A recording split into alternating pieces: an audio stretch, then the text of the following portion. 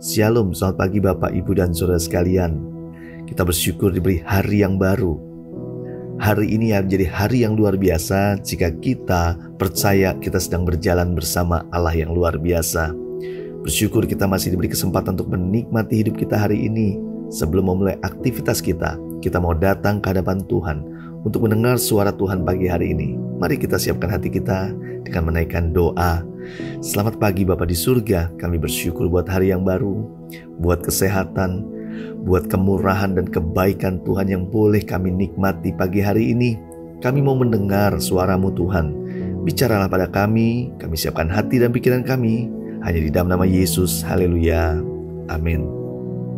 Tema renungan kita hari ini adalah buah kemurahan dan buah kebaikan. Diambil dari 2 Korintus 9 ayat 6-11. Beginilah firman Tuhan. Camkanlah ini, orang yang menabur sedikit akan menuai sedikit juga, dan orang yang menabur banyak akan menuai banyak juga.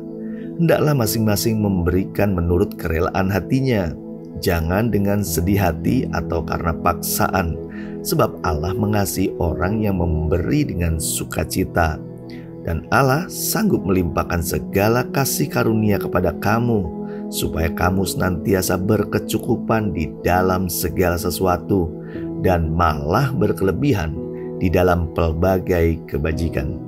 Seperti ada tertulis, Ia membagi-bagikan, Ia memberikan kepada orang miskin, kebenarannya tetap untuk selama-lamanya. Ia yang menyediakan benih bagi penabur dan roti untuk dimakan. Ia juga yang akan menyediakan benih bagi kamu dan melipat gandakannya dan menumbuhkan buah-buah kebenaranmu. Kamu akan diperkaya dalam segala macam kemurahan hati yang membangkitkan syukur kepada Allah oleh karena kami. Saudara yang dikasihi Tuhan, kata kemurahan dalam bahasa Yunani dikatakan Christotes, yang artinya kebaikan. Kemurahan adalah sifat Tuhan Allah yang dinyatakan melalui kebaikannya kepada semua makhluk ciptaannya. Secara khusus kemurahan Tuhan kepada umatnya nampak pada kasih karunia yang menyelamatkan, yaitu melalui anaknya yang tunggal, yaitu Yesus Kristus Tuhan kita, yang mau menyelamatkan manusia itu karena kemurahan dan kebaikannya saja. Kita sebagai anak-anak Tuhan telah menerima kemurahan dan kebaikan Tuhan. Lalu apa yang harus kita kerjakan setelah menerimanya? Kemurahan dan kebaikan Tuhan harus kita anggap sebagai benih yang harus ditabur, jangan disimpan. Benih akan berguna jika ditanam. Untuk itu benih perlu ditabur. Taburlah sebanyak-banyaknya, karena prinsip firman Tuhan, menabur banyak, Dia yang akan menuai banyak juga. Saudara yang dikasihi Tuhan, jika benih kemurahan dan benih kebaikan itu ditabur dalam hidup kita, kita pasti akan menuai buah kemurahan dan kebaikan. Tuhan memperhatikan kerelaan kita untuk mengalirkan kemurahan dan kebaikan hati kita untuk menyentuh orang lain, bukan hanya untuk diri kita sendiri. Tuhan mengajarkan kita untuk terus menabur dan bukan untuk mengambil. Mari kita mulai mempersiapkan benih terbaik, kemurahan dan kebaikan hati kita untuk kita bagikan kepada dunia ini.